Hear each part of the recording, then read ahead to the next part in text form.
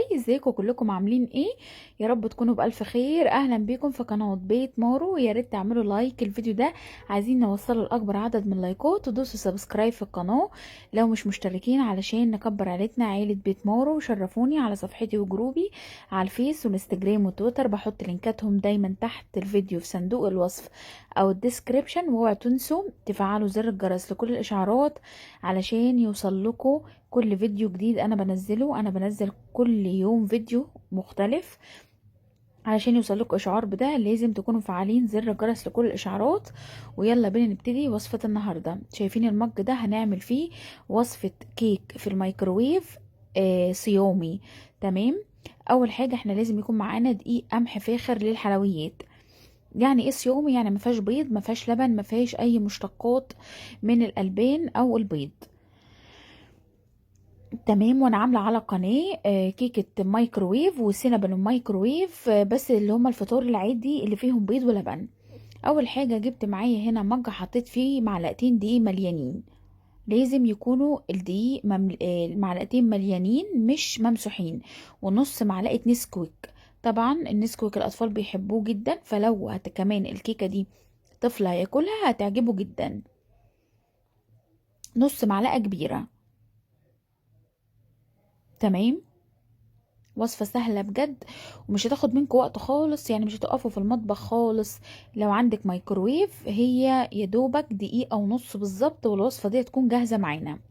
هحط ايه تاني؟ هحط معلقة صغيرة او نص معلقة صغيرة بيكنج باودر. تمام. علشان ترفع معايا الكيكة وتبقى جميلة. وهحط كمان سكر، معلقة ونص سكر على حسب السكر زي ما انت عايزة. كمان الكيكة دي ينفع دايت، لو تحطي سكر دايت كيس او كيسين هتنفع معاك دايت جدا. تمام. ممكن تبدلي الدقيق بدقيق قمح كامل. انا جبت مج اكبر علشان اقدر اخلط المكونات براحتي. تمام. حطيت معلقة ونص سكر كبار على حسب نسبة الحلاوة اللي عايزاها. مش عايزاها محلية قوي حطي معلقة واحدة، عشان لسه كمان هحط صوص من فوقيها، صوص شوكولاته ابيض صيامي.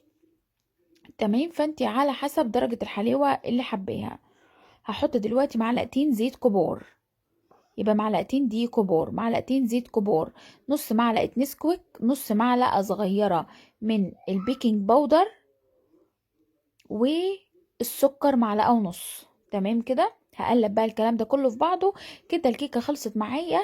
مش ناقص بس غير هحط في الاخر 4 5 معالق كبار ميه. تمام. فهقلب انا الكلام ده كله في بعضه دلوقتي. تمام. عشان كله كده يخش في بعضه، وانتوا بتقلبوا خدوا بالكم كويس عشان الدقيق بيبقى مكلكع من تحت مش واخدين بالنا منه. فلما تيجي تقلبوا الكيكه دي بعد كمان ما تحطوا الميه، قلبوا المكونات كويس جدا في بعض، علشان زي ما بقول لكم الدقيق بيبقى مكلكع من تحت. عارفين ريحتها وهي لسه مستوتش تحفه. وبجد الكيكه دي لما عملتها عجبتني قوي وعجبت ابني قوي. حطيت رشه نسكافيه. تمام. جولد رشه صغيره جدا. اي حاجه فيها نسكوك او شوكولاته لما بتحط لها رشه نسكافيه بتديله طعم حلو جدا، بتدي للشوكولاته طعم حلو جدا. هحط دلوقتي 5 معالق كبار ميه. تمام. الميه دي بديل ايه؟ طبعا بديل اللبن. احنا لما بنيجي نعمل كيكه بنحط لبن، فدي عشان صيامي مش هينفع نحط لبن فهحط ميه. هبتدي اقلب. تمام. لحد ما القوام بتاعها يبقى ماسك نفسه بس مش قوي.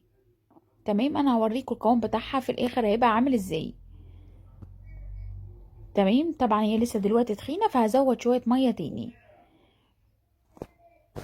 يعني خلي معاكم بس تزودوا بالمعلقه يا جماعه، ما تزودوش بالكوبايه عشان لو كبيتوا ميه كتير هتبوظ منكم. تمام.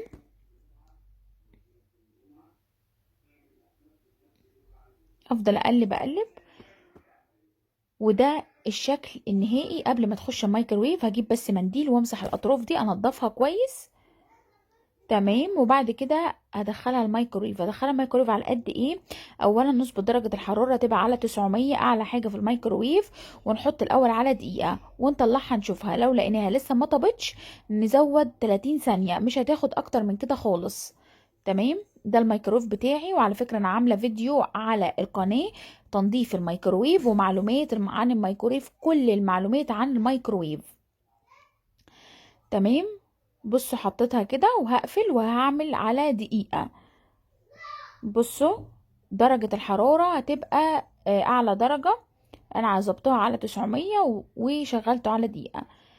تمام. انا الكيكة ظبطت معايا على دقيقة بالظبط، كانت تمام. هطلعها دلوقتي، لقيت ريحتها تمام والقوام بتاعها تحفة. تمام. هسيبها بقى تبرد شوية وهعمل لها الصوص الابيض. الصوص الابيض ده عبارة عن ايه؟ شوكولاتة بيضة يا جماعة صيامي، بتتجاب من عند اي حد بتاع مستلزمات حلويات. تمام. شوكولاتة بيضة صيامي. تمام. وبسيحها في الميكروويف، وبعد كده برشها على الكيكة من فوق. وكمان هحط ايه تاني؟ شوكليت شيبس صيامي، برضو بتتشري من عند اي حد بتاع مستلزمات حلويات، عنده كل الحاجات الصيامي. تمام. فالشوكولاته البيضه دي صيامي، والشوكليت شيبس دي صيامي. بس كده. شايفين وصفه سهله ازاي؟ وبجد تحفه بامانه، طعمها حلو جدا. شايفين؟ وجوسي كده، مش ناشفه، لا تحسوها كده طريه من جوه زي الهوهوس كده. حلوه قوي، جربوها بجد مش هتندموا ابدا. لذيذه جدا. شايفين تحفه ازاي؟ تحفه بجد. وكمان حلوه للناس النباتيين اللي هم مش بياكلوا الالبان او البيض او مشتقات الالبان. بجد حلوه قوي، جربوها بطريقتي، طريقه قناه بيت مارو، هتعجبكم جدا جدا جدا. بصوا شكلها النهائي تحفه بجد، وجوسي من جوه، طريه كده، لذيذه قوي. انا ابني كلها كلها وحبها جدا جدا، وعملت كمان واحده تاني ليا تحفه. جربوها مش هتندموا. وقولوا رايكم في الكومنتات بعد ما تجربوها وطلعت معاكم ايه. ويا رب تكونوا بتستفيدوا من كل الوصفات اللي انا بقدمها. بحب اجدد كده في الوصفات.